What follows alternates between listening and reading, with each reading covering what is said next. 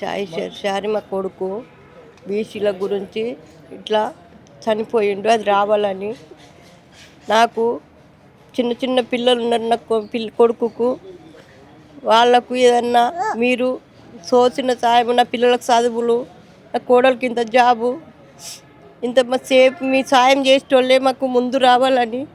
చచ్చిపోయి ఇప్పుడు ఆ వారం అవుతున్నది. మీరు ఏం చేస్తలేరు, చేసేటోళ్ళు మాకు ముందు రావాలని కోరుకుంటున్నా.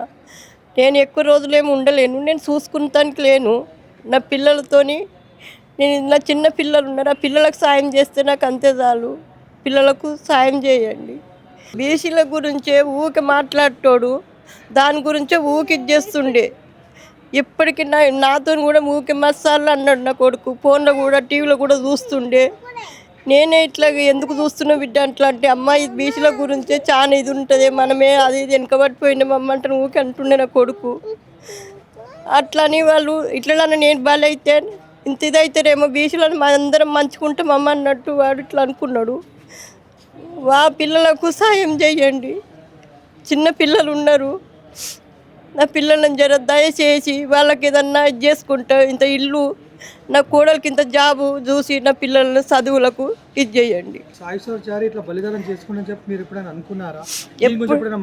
ఎప్పుడు మాట్లాడలేడు.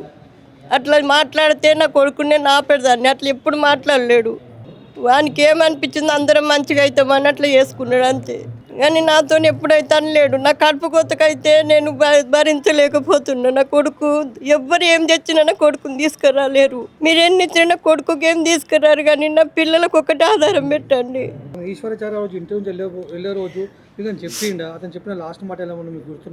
ఏం చెప్పలేడు సార్, నాకేం చెప్పలేడు.